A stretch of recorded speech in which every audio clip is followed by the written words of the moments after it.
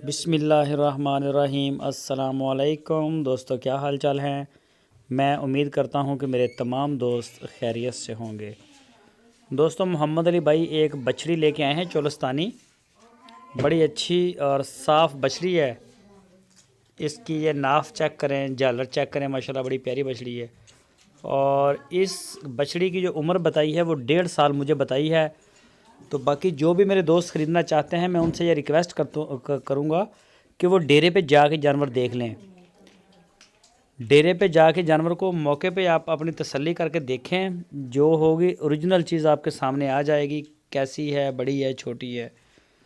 तो वीडियो में आपको सिर्फ एक स्केच फॉरवर्ड कर सकता हूँ कि इस तरह की चीज़ है, ये चीज़ खड़ी है।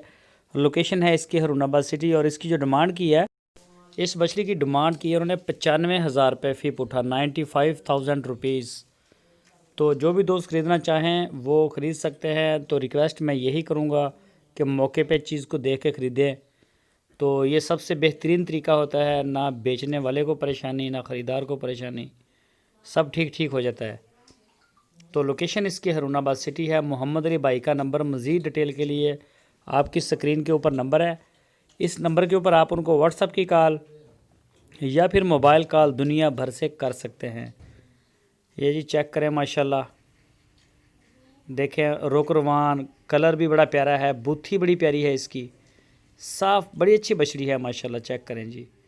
जो शौकीन दोस्त हैं वो रब्ता करें मोहम्मद अली के साथ।